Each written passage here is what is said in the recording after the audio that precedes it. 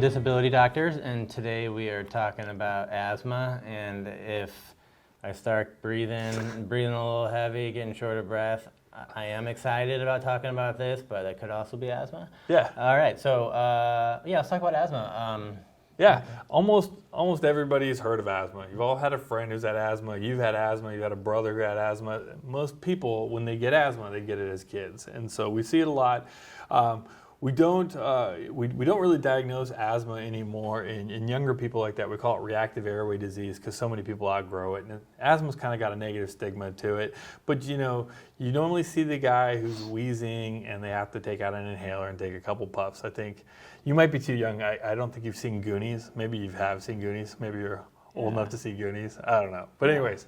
That's when I saw asthma when I was a kid. I was like, why does that guy keep puffing on that inhaler? Yeah, I always, pictured the kid with big glasses, right? And he's got the pocket protector and the inhaler in there.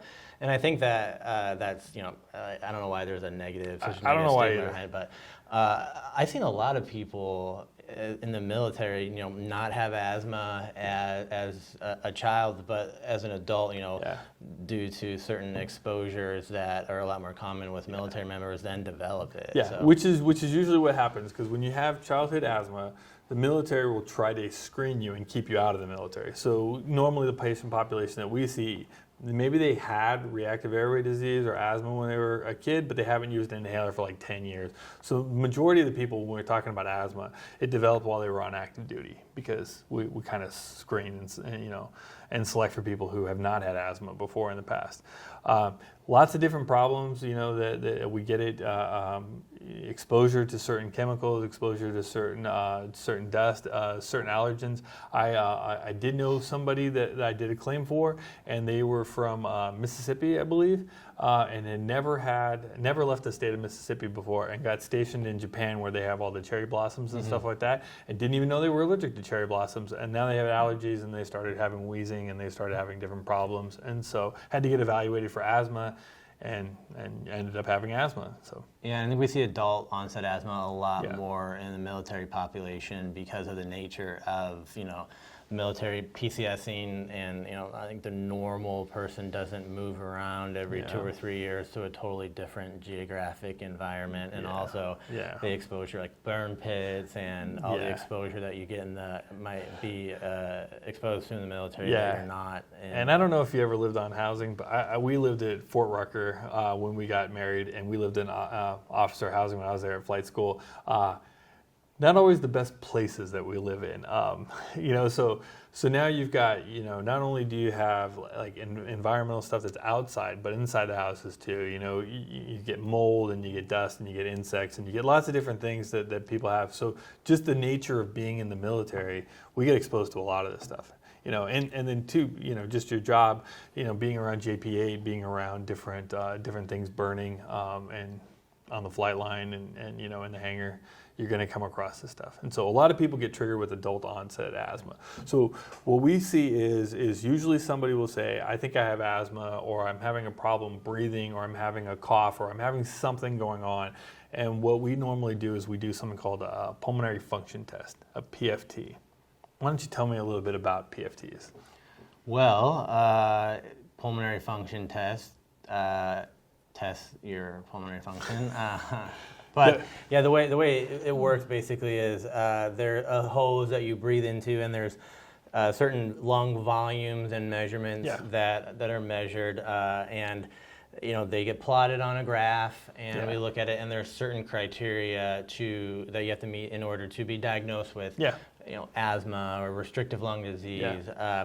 And just because you don't meet those exact criteria doesn't mean you have some sort of condition. Right? So. And what we'll see a lot of the times too is that even if you don't have an official diagnosis of asthma, like if we didn't do a pulmonary function test or we didn't do something, and if you have a job where you're not on flight status or you're not on dive status, a lot of the times we'll give somebody an inhaler because they've got bronchitis or they've got something, and they feel better for it. So, not everything that wheezes is asthma. Right. But the pulmonary function test usually does a pretty good job of kind of narrowing that on down. And I think the VA does pulmonary function tests pretty much nonstop for disability evaluations. I think it's booked like 24/7. It seems like.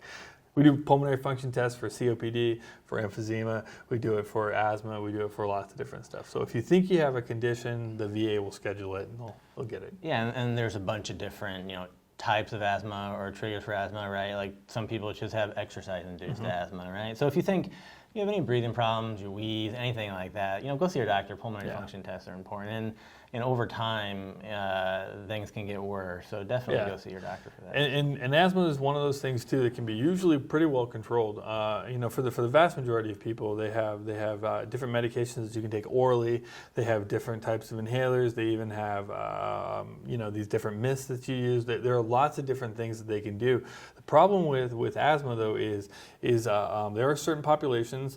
Aviation happens to be one of them for sure, where you do not want to disclose that you have asthma or that you think you might have asthma. And so sometimes people will just take an inhaler that their kid has or their wife has or whatever. Asthma needs to be controlled. It needs to be treated. Over time, that asthma causes different changes and different inflammation and scarring in the lungs, and so it does need to get evaluated. And so, what I think most people don't understand too is that it's both being former flight surgeons. You actually can fly with certain amounts of asthma. There are certain things out there. So most of the veteran population, they're already out of the military, so that's not a case. But you definitely want to get your asthma looked at and evaluated. Don't suffer in silence on that. Right. And so, when we ask you, when we have a claim about asthma, we're going to ask you a couple of different questions, like how did it start? What kind of symptoms are you having now? Are you taking any medication? And there's different types of medications. How does it impact your work is the big one, the functional impact. And so certain jobs are there. I do every now and then I hear somebody saying, well, because my asthma is so bad, I can't stand at work. And I'm like, well, can you go to Walmart then? It is what it is. Asthma definitely causes problems and stuff like that. But we've talked to this on multiple series. Don't oversell it. Don't undersell it. Just tell us what's going on.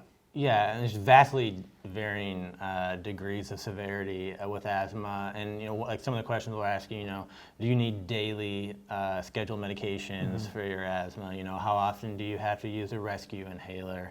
And there's people like on the more severe spectrum that have to do oral steroids, and how often do you have to do that? Have you ever been hospitalized for your asthma? And have you ever had to be on a ventilator because of your asthma? So vastly degrees of severity with asthma. And so part of our job is to figure out, the severity degree of your asthma, how many medications you need, daily to control it, and all of that. So and from that, how much does it affect your life? Right? Because some people, they can't exercise, they can't do a job, or they have to walk upstairs because of their asthma. But so that's all important. Yeah, and the goal, this is all based on history. It's the same thing too. It didn't happen to me, but I talked to another doctor that said that one of the guys went for a run before he came, just so that he could show them that he was wheezing. You don't have to do that. No. I'll take your word for it. I don't need you. Yeah, you don't. If you're struggling to breathe during the VA appointment, there's a good. You might say you need to go to the doctor. I trust you. Use your inhaler. You're good. And so, but asthma is one of those things that hopefully you get it diagnosed, you get it well under control. You don't have to come in having a crisis where you can't breathe. We can look at your medical record and we can base things off of that. And so that's just in general good advice. Don't try to have legitimate problems during your VA appointment. That's not we're not looking for you actively having a heart attack. So don't do that. Yeah, which is what I always joke around about people when I talk to them about sleep apnea. I'm always like, this is based on your history. I don't actually need to watch you sleep. Like, that's not what we're doing in this interview. Yeah, same thing like we talked about with like erectile dysfunction. Yes, that's the other one. I'm not going to try to prove. I wasn't going to mention it, but yes, that's the other example that I always give too. I will take your word for it. Yeah, and I'm only going to take maybe 30 seconds to give you an erection, not any longer than that. So.